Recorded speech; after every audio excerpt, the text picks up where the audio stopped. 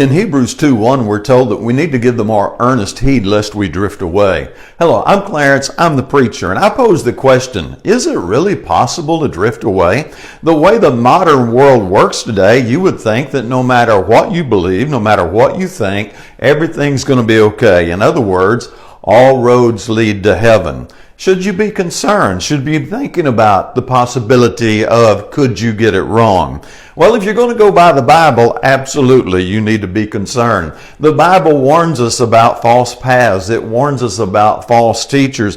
And so what I advocate very strongly is a back to the Bible approach. And I'm talking about you knowing the Bible yourself, learning it yourself, putting in the time so that you know that you've got the map in your hand and you are following the map. This gets rid of the middleman, because when you have the middleman, that's where problems can creep in. Now, I'm not saying that preachers and teachers and other people that help you understand the Bible are wrong, but I am saying if you rest on them entirely, if you lean on them to give you the right information, you may be a blind follower of a blind leader and both end up in the ditch, which is what Christ warned about over in Matthew chapter 15. So absolutely, you want to get the map in your hand and you want to follow the map with all of your heart, with all of your soul, with all of your might, because Proverbs 28:26, Solomon warned us, he who trusts in his own heart is a fool.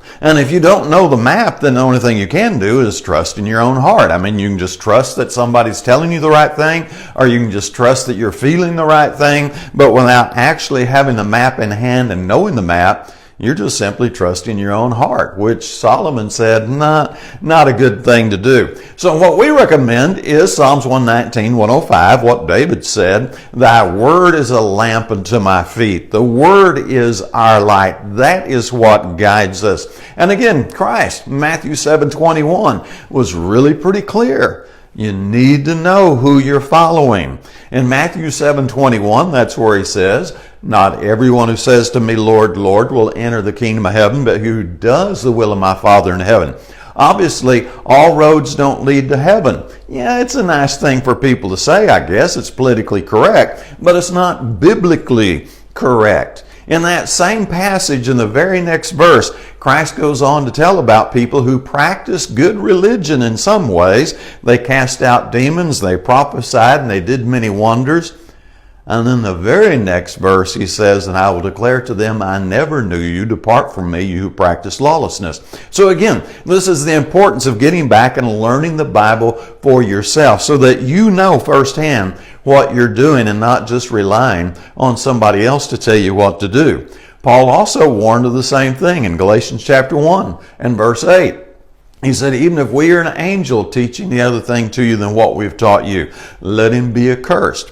Now, I get that this is not a popular line of thought. And I certainly know it's not politically correct because we're supposed to pretend like everybody, no matter what they're doing, is right with God and we're all going to end up in heaven as one big happy family no matter what. Now that's modern political thinking.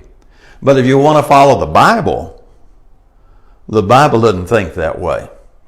The Bible presents itself as a map and says, follow this map and you'll get to heaven. You follow another way and you'll be lost. Now, some people get that and they want to do kind of a little bit of a blend. They want to go, well, okay, I'll tell you what, preacher, I'm going to follow most of the Bible, but some of that's pretty tough, so we're going to water that down. We're going to customize the map and make it a little more comfortable for other people. Now, I get that temptation because the Bible way is tough. Jesus said, straight and narrow is the way and few there be who find it. So I understand why people want to kind of make it different. But if God had wanted us to have a different map, if there were a different way to get to heaven, I think God would have given it to us. But God gave us the way that works. And if you want to get to heaven, then you do it the way God presented it. Not whether you like it or not. No, we don't like it all. It's tough. We enter the kingdom of heaven through many tribulations, Paul would say in Acts 14:22. And so we come back to that original idea.